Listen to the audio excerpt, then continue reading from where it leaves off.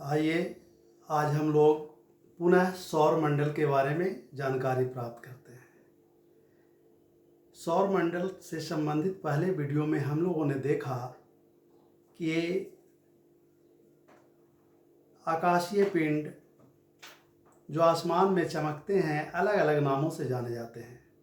इनमें तारे, ग्रह, उपग्रह और अन्य आकाशीय पिंड स्थित हैं। इसमें हम लोगों ने नक्षत्र मंडल, आकाशगंगा की भी जानकारी प्राप्त की। आज हम लोग सौर मंडल के सदस्य ग्रहों के बारे में जानकारी प्राप्त करेंगे। तो आइए सौर मंडल के दूसरे भाग में अर्थात दूसरे वीडियो में हम लोग एक एक कर विभिन्न ग्रहों की विस्तृत जानकारी प्राप्त करते हैं। यहाँ हम लोग देख रहे हैं कि ये ग्रह प्लेनेट दो वर्ग में विभाजित है। आंतरिक या पार्थिव ग्रह टेरेस्टेरियल प्लेनेट और बाह्य ग्रह जिसे जोवियन प्लेनेट भी कहते हैं। आंतरिक या पार्थिव ग्रह उन ग्रहों को कहते हैं जो सूर्य के निकट स्थित हैं। ये आकार में छोटे हैं, इनका घनत्व अधिक है अर्थात भारी है, क्योंकि ये चट्टानों से, ठोस चट्टानों से निर्मित हैं। इसमें बुध, शुक्र, पृथ्वी और मंगल को शामिल करते हैं। इसी तरह से बाह्य ग्रह जोवियन प्लेनेट आकार में बड़े हैं, हल्के हैं, क्योंकि ये गैस से निर्मित हैं। इसमें बृहस्पति, शनि, यूरेनस और नेपच्यून को शामिल करते हैं। तो इस तरह से हम लोग देख रहे हैं कि वे ग्रह जो सूर्य के निकट हैं, जिनकी दूरी कम है, उनका घनत्व अधिक है अर्थात भारी हैं, लेकिन आकार में छोटे हैं, आंतरिक ग्रह कहलाते हैं। उसी तरह से जैसे जैसे दूर जाते हैं ग्रहों का आकार बढ़ता गया है, वे हल्के होते गए हैं गैस से बने होने के कारण, तो उन ग्रहों को बाह्य ग्रह या जोवियन ग्रह भी कहते हैं, जोवियन प्लेनेट कहते हैं। इस चित्र में हम लोग देख रहे हैं कि सूर्य के सबसे निकट बुध है, उसके बाद शुक्र, पृथ्वी और मंगल। तो ये चार ग्रह जैसा कि आकार में भी छोटा दिखाई दे रहा है, सूर्य के निकट है, तो ये चार ग्रह ही आंतरिक ग्रह कहलाते हैं। उसी तरह से जैसे ही पांचवें ग्रह मंगल के बाद बृहस्पति की ओर बढ़ते हैं तो आकार बड़ा हो जाता है। यह सौर मंडल का जैसा कि विदित है सबसे बड़ा ग्रह है। बृहस्पति के बाद शनि, ये भी आकार में बड़ा है। उसके बाद यूरेनस और नेपच्यून, ये चारों आकार में बड़े ग्रह हैं और सूर्य से सबसे दूर होते जा रहे हैं। तो इन ग्रहों को बाह्य ग्रह कहते हैं, क्योंकि ये सूर्य के बाहरी कक्षा में हैं। तो बाह्य ग्रह हैं, आकार में बड़े हैं और एक गैस से निर्मित हैं, इसीलिए इनका घनत्व कम है, ये हल्के हैं। जैसा कि हम लोग पहले भी देख चुके हैं, शनि सबसे कम घनत्व वाला ग्रह है, इसका घनत्व पानी से भी कम है।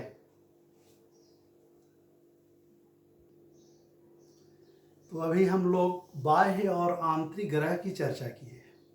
तो आइए थोड़ा ग्रहों की स्थिति को समझने का प्रयास करते हैं।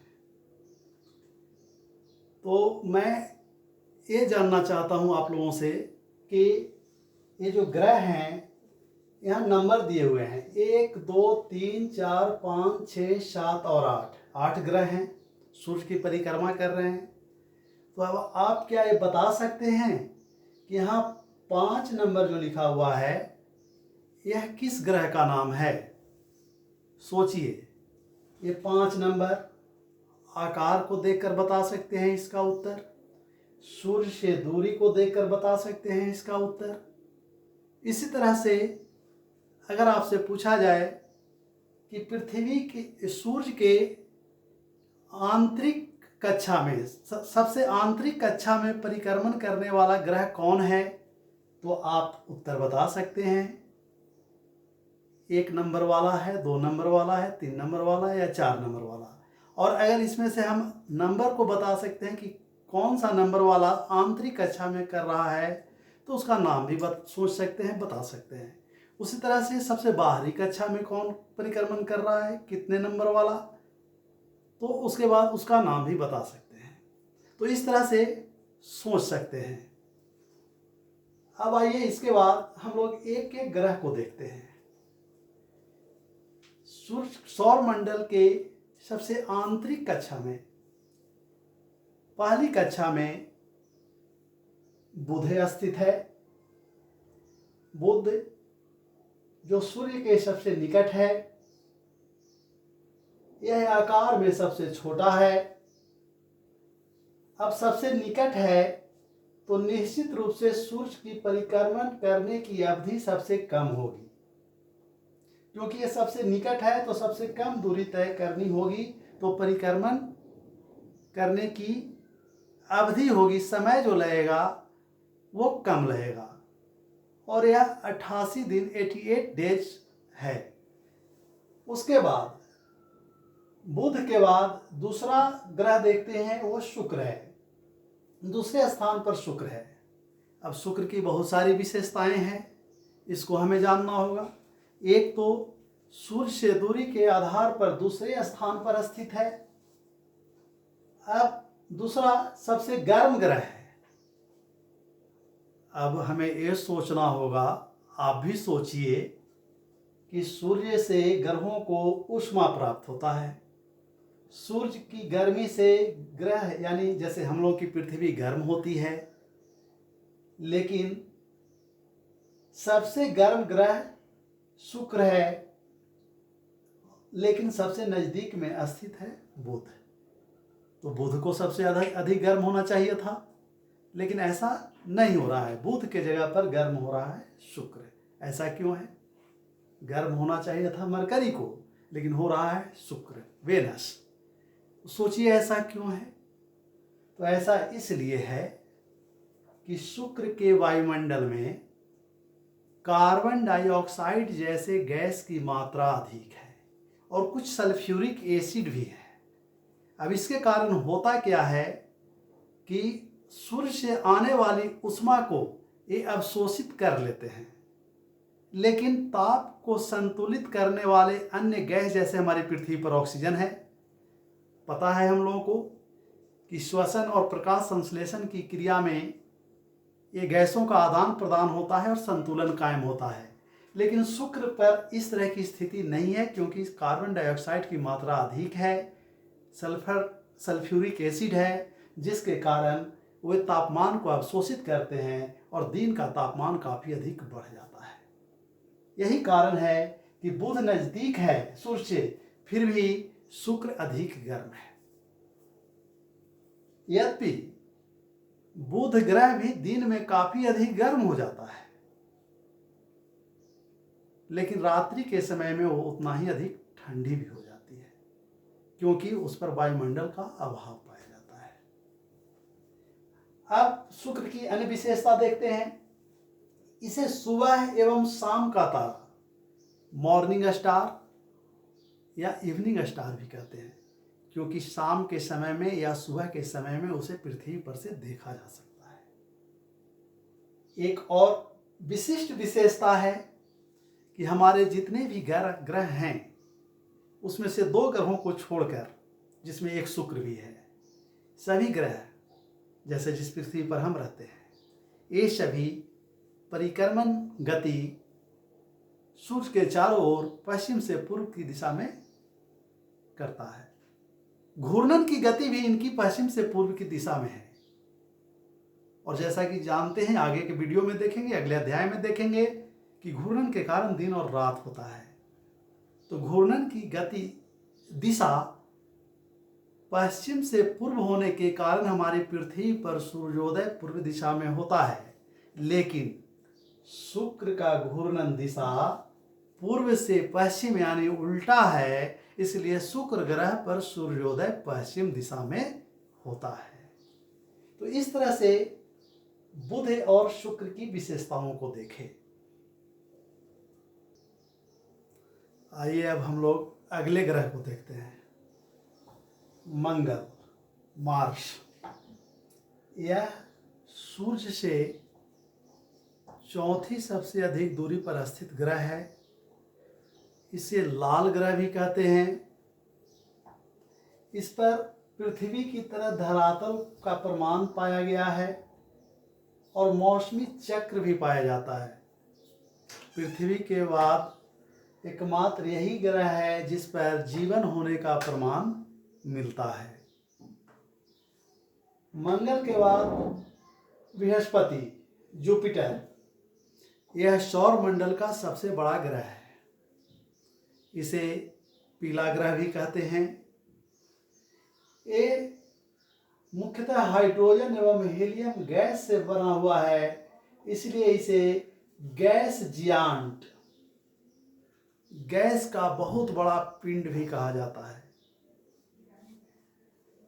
यह इस पर लाल धब्बे पाए जाते हैं जिसे ग्रेट रेड स्पॉट भी कहते हैं, क्योंकि इसके गुरुत्वाकर्षण के कारण इस पर बहुत बड़े बड़े क्षुद्र ग्रह आकर गिरते रहते हैं, इससे टकराते रहते हैं, जिसके कारण लाल रंग के धब्बे इस पर बन गए हैं। अगला ग्रह शनि ग्रह है। जैसा कि चित्र में हम लोग देखे थे, शनि ग्रह के चारों ओर कई छल्ले हैं। ये छल्ले ठंड के कारण बर्फ के बने हुए हैं। चूँकि अब सूर्य से दूरी बढ़ती जा रही है, यह छठा सबसे ज़्यादा दूर ग्रह है। जैसे जैसे सूर्य से दूरी बढ़ रही है, इन ग्रहों का तापमान घटता चला जा रहा है और अब बर्फ जमने लगा है। शनि सौर मंडल का दूसरा सबसे बड़ा ग्रह है। यह सबसे हल्का है। बाह्य ग्रह बृहस्पति, शनि, यूरेनस और नेपच्यून, चूँकि ये सभी गैस से बने हुए हैं, हल्के हैं, और इसमें भी सबसे हल्का ग्रह शनि है। यह पानी से भी हल्का है, इसका घनत्व पानी से भी कम है। अतः अगर इसको पानी पर रख दिया जाए तो ये पानी में डूबेगा नहीं, ऊपर तैरेगा। अगला ग्रह के रूप में हम देखते हैं यूरेनस। यूरेनस में भी शनि की तरह कई छल्ले पाए जाते हैं। यह सौर मंडल का तीसरा बड़ा ग्रह है। और जैसा कि शुक्र ग्रह में देखे थे, यूरेनस और शुक्र सभी ग्रह पश्चिम से पूर्व की ओर घूर्णन गति करते हैं, लेकिन यूरेनस और शुक्र दो ऐसे ग्रह हैं जो पूर्व से पश्चिम की ओर घूर्णन गति करते हैं, जिसके कारण होता क्या है, सूर्य की तरह ही यूरेनस पर भी सूर्योदय पूर्व में न होकर पश्चिम दिशा में होता है। यह सौरमंडल का तीसरा बड़ा ग्रह है। नेपच्यून, यह सूर्य से सर्वाधिक दूरी पर स्थित ग्रह है, यानी सबसे अधिक ठंडक पड़ती होगी। इसका परिक्रमण पथ काफी तिरछा है। दीर्घवृत्ताकार पथ पर सभी ग्रह परिक्रमा करते हैं, यह भी करता है, लेकिन यह ज्यादा तिरछा पथ पर करता है, जिसके कारण इसे सोया हुआ ग्रह भी, लेटा हुआ ग्रह भी कहते हैं। लेटा हुआ ग्रह क्योंकि यह तिरछा पथ पर परिक्रमण करता है, जिसके कारण इसकी दूरी सूर्य से ज्यादा बढ़ती और घटती रहती है अन्य ग्रहों की तुलना में। अब हम लोग 7 ग्रह को देखें। एक ग्रह अभी तक हम लोग नहीं देखे हैं, पृथ्वी। तो अब हम लोग पृथ्वी को देखेंगे। आइए अब हम लोग सौर मंडल के सबसे अद्भुत ग्रह पृथ्वी की जानकारी प्राप्त करते हैं। पृथ्वी सौर मंडल का 5वां सबसे बड़ा ग्रह है। यह सूर्य से दूरी के अनुसार तीसरे स्थान पर स्थित है। यह सभी ग्रहों में भारी ग्रह है। इसका घनत्व 5.5 है। भारी होने का कारण है यह चट्टान से बना हुआ है। इस पर जीवन पाया जाता है क्योंकि इसके वायुमंडल में जीवनदायी गैस ऑक्सीजन है। जल, वायु, मिट्टी आदि पाया जाने के कारण इसे जीवन ग्रह भी कहा जाता है। पृथ्वी के लगभग 71% भाग पर जल होने के कारण इसे नीला ग्रह भी कहते हैं। इस तरह से हमारी पृथ्वी एक अनोखा ग्रह है। जीवन केवल इसी पर पाया जाता है। यह ध्रुवों पर चपटी है। चपटी होने के कारण इसका आकार भूभाग ज्वाइड कहलाता है। अब हम लोग 8 ग्रह को जान चुके हैं। इसके बाद देखेंगे उपग्रह, सैटेलाइट। तो जिस तरह से तारा के चारों ओर परिक्रमा करने वाले आकाशीय पिंड ग्रह हैं, उसी तरह से ग्रह के चारों ओर परिक्रमा करने वाले पिंड उपग्रह, सैटेलाइट कहलाते हैं। ग्रह की तरह इनमें भी अपना प्रकाश नहीं होता है। ये भी तारों के प्रकाश से प्रकाशित होते हैं, ऊष्मा प्राप्त करते हैं। ये उपग्रह जो ग्रह के चारों ओर परिक्रमा करते हैं, इसे 2 श्रेणी में रख सकते हैं। एक प्राकृतिक नेचुरल सैटेलाइट और दूसरा मानव निर्मित अर्थात आर्टिफिशियल सैटेलाइट। प्राकृतिक उपग्रह जैसे चंद्रमा, गैनेमीड आदि। चंद्रमा पृथ्वी का उपग्रह है, पृथ्वी के चारों ओर परिक्रमा करता है। उसी तरह से गैनेमीड बृहस्पति ग्रह का उपग्रह है और यह पूरे सौर मंडल का सबसे बड़ा उपग्रह है। इस तरह से अन्य ग्रहों के भी उपग्रह हैं। बुध और शुक्र का कोई उपग्रह नहीं है। पृथ्वी का एक उपग्रह है, चंद्रमा। सर्वाधिक उपग्रहों की संख्या बृहस्पति की है। अब आते हैं मानव निर्मित उपग्रह। मानव निर्मित उपग्रह सभी ग्रहों पर नहीं है, क्योंकि इसका निर्माण मानव द्वारा किया गया है और मानव केवल पाया जाता है पृथ्वी पर। तो मानव निर्मित उपग्रह क्या है? तो मानव अपने कुछ विशिष्ट कार्यों के लिए एक प्रकार के उपकरण को पृथ्वी की कक्षा में स्थापित करता है और वह पृथ्वी के चारों ओर जैसे प्राकृतिक उपग्रह चक्कर लगाते हैं, यह भी चक्कर लगाने लगता है। तो ये उपग्रह चूंकि विशेष उपकरण से सुसज्जित होते हैं, तो इसके कुछ विशिष्ट कार्य होते हैं। इन कार्यों में 2 प्रकार के कार्य प्रमुख हैं। मानव निर्मित उपग्रह जो पृथ्वी के चारों ओर परिक्रमा करते हैं, इसके 2 विशिष्ट कार्य हैं। एक सूचना प्राप्त करना और सूचनाओं का प्रसारण करना, और दूसरा खोज कार्य करना, अर्थात विभिन्न दूर दराज के क्षेत्रों की वस्तुओं की जानकारी प्राप्त करना, जैसे संसाधनों की खोज करना। संसाधन की खोज यानी जंगलों में छुपे हुए संसाधन की खोज करना, समुद्र के अंदर के संसाधनों की खोज करना यानी खोज कार्य करना, और दूसरा संचार कार्य करना यानी संचार व्यवस्था, जो हम जैसे मोबाइल चलाते हैं, इंटरनेट चलाते हैं, टेलीविज़न चलाते हैं, तो ये सब जो मानव निर्मित उपग्रह हैं, इनके माध्यम से संचालित होता है। अब हम लोग इसमें देखेंगे क्षुद्र ग्रह, एस्ट्रॉयड्स। तो ये क्षुद्र ग्रह एस्ट्रॉयड्स क्या है? ये भी खगोलीय पिंड है, आकाशीय पिंड है, लेकिन ये छोटे होते हैं। ये ग्रहों से छोटे होते हैं, जबकि एक और विशिष्ट आकाशीय पिंड जिसको उल्का पिंड कहते हैं, उससे आकार में थोड़े बड़े होते हैं। ये मंगल और बृहस्पति, सूर्य से दूरी के अनुसार देखे थे कि 4थे स्थान पर मंगल और 5वें स्थान पर बृहस्पति है। तो मंगल और बृहस्पति के बीच में एक पेटी क्षुद्र ग्रह की पाई जाती है, जिसके बीच एक परिक्रमा करते हैं। इनका निर्माण ग्रहों के टूटने से हुआ है, यानी ये ग्रह के ही भाग हैं जो बाद में टूटने से बने हैं, लेकिन चूंकि ये आकार में छोटे होते हैं, इनका कोई निर्धारित पथ नहीं होता है, इसलिए इसे क्षुद्र ग्रह कहा जाता है।